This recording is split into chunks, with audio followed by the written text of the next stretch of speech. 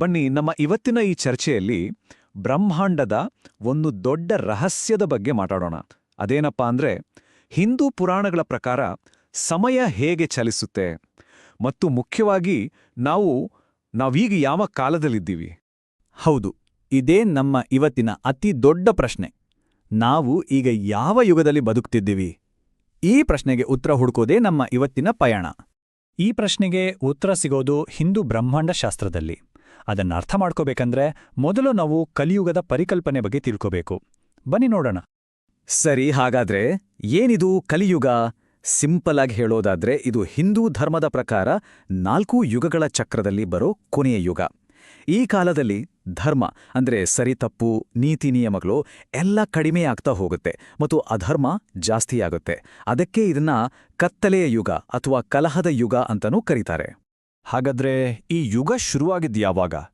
ಪುರಾಣಗಳ ಪ್ರಕಾರ ಕಲಿಯುಗ ಶುರುವಾಗಿದ್ದು ಕ್ರಿಸ್ತಪೂರ್ವ 3102ರಲ್ಲಿ. ಅಂದ್ರೆ ಯಾವಾಗ ಶ್ರೀಕೃಷ್ಣ ತನ್ನ ಐಹಿಕ ಲೀಲೆಯನ್ನ ಮುಗಿಸಿ ಭೂಮಿಯಿಂದ ಹೊರಟ್ನೋ ಆವಾಗ. ಇದರರ್ಥ ನಾವು ಈಗಾಗಲೇ ಈ ದೊಡ್ಡ ಯುಗದಲ್ಲಿ ಸುಮಾರು 5000 ವರ್ಷಗಳನ್ನ ಕಳೆದಿದ್ದೇವೆ. ಆದ್ರೆ ಕೇಳಿ, 5000 ವರ್ಷ ಅನ್ನೋದೇ ನಮಗೆ ದೊಡ್ಡದಾಗಿ ಕಾಣಿಸ್ಬೋದಲ್ವಾ? ಆದ್ರೆ ಈ ಸ್ಲೈಡ್ನಲ್ಲಿರೋ ಸಂಖ್ಯೆಯನ್ನೊಮ್ಮೆ ನೋಡಿ. 4,32,000 ವರ್ಷಗಳು. ಅಬ್ಬಾ, ಇದು ಕಲಿಯುಗದ ಒಟ್ಟು ಅವಧಿ. ಅಂದ್ರೆ ನಾವೀಗಿರೋದು ಈ ಬೃಹತ್ ಕಾಲಚಕ್ರದ ಸಣ್ಣ ಆರಂಭದ ಹಂತದಲ್ಲಿ ಅಷ್ಟೇ. ಕಲಿಯುಗದ ಬಗ್ಗೆ ಪೂರ್ತಿಯಾಗಿ ಅರ್ಥ ಮಾಡ್ಕೋಬೇಕು ಅಂದ್ರೆ ಅದು ಯಾವ ದೊಡ್ಡ ಚಕ್ರದ ಒಂದು ಭಾಗ ಅಂತ ನೋಡಬೇಕು. ಅದೇ 4 ಯುಗಗಳ ಚಕ್ರ. ಈ ಯುಗಗಳು ಒಂದು ಸೈಕಲ್ ರೀತಿ ತಿರುಗುತ್ತಾ ಇರ್ತವೆ. ಪ್ರತಿಯೊಂದು ಯುಗದಲ್ಲೂ ಧರ್ಮದ ಮಟ್ಟ ಬೇರೆ ಬೇರೆ ಇರುತ್ತೆ. ನೋಡಿ, ಮೊದಲನೆಯದು ಸತ್ಯಯುಗ. ಇಲ್ಲಿ ಧರ್ಮ ಪರ್ಫೆಕ್ಟ್ 100%. ಆಮೇಲೆ ಬರೋದು ತ್ರೇತಾಯುಗ. ಇಲ್ಲಿ ಧರ್ಮ ಸ್ವಲ್ಪ ಕಡಿಮೆ ಆಗುತ್ತೆ. ಅದಾದ್ಮೇಲೆ ದ್ವಾಪರ ಯುಗದಲ್ಲಿ ಧರ್ಮ ಅರ್ಧಕ್ಕರ್ಧ ಆಗ್ಬಿಡುತ್ತೆ. ಕೊನೆಗೆ ನಾವು ಈಗಿರೋ ಕಲಿಯುಗ.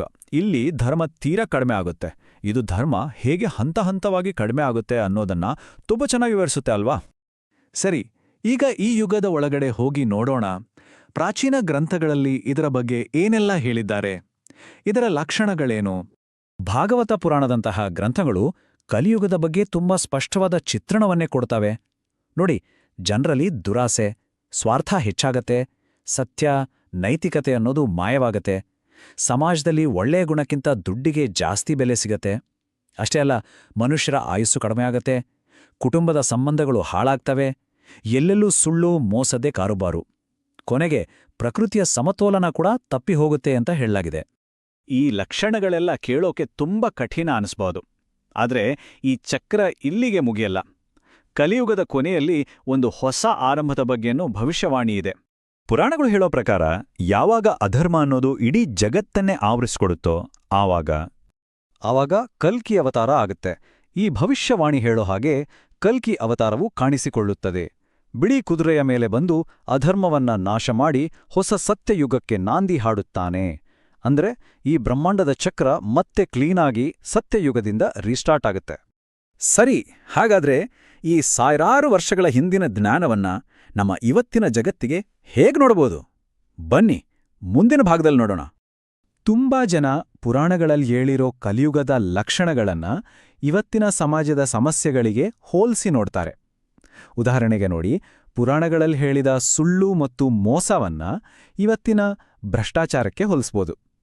ಮಾನವ ಸಂಬಂಧಗಳ ಕುಸಿತವನ್ನ ಸಾಮಾಜಿಕ ಸಂಘರ್ಷಗಳಿಗೆ ಮತ್ತು ಪ್ರಕೃತಿಯ ಅಸಮತೋಲನವನ್ನ ಪರಿಸರ ನಾಶಕ್ಕೆ ಹೋಲಿಸಿ ನೋಡಲಾಗುತ್ತೆ. ನೆನ್ಪಿಡಿ, ಇದು ಕೇವಲ ಒಂದು ಆಧ್ಯಾತ್ಮಿಕ ದೃಷ್ಟಿಕೋನ ಅಷ್ಟೇ. ಇದನ್ನೇ ಸತ್ಯ ಅಂತ ಹೇಳ್ತಿಲ್ಲ. ಹಾಗಾದ್ರೆ ಕೊನೆಯದಾಗಿ ನಾವೇ ಕೇಳ್ಕೊಳ್ಬೇಕಾದ ಪ್ರಶ್ನೆ ಇದು: ಈ ಪ್ರಾಚೀನ ಕಥೆಗಳು ನಮ್ಮ ಇವತ್ತಿನ ಸಮಾಜಕ್ಕೆ ಹಿಡಿದ ಕನ್ನಡಿ ಇರಬಹುದಾ? ಈ ಯುಗದ ಕಲ್ಪನೆ ನಮ್ಮ ಕಾಲದ ಸವಾಲುಗಳನ್ನ ಅರ್ಥ ಮಾಡ್ಕೊಳ್ಳೋಕೆ ಒಂದು ದಾರಿ ತೋರಿಸುತ್ತಾ? ಇದರ ಬಗ್ಗೆ ಯೋಚನೆ ಮಾಡಿ ನೋಡಿ.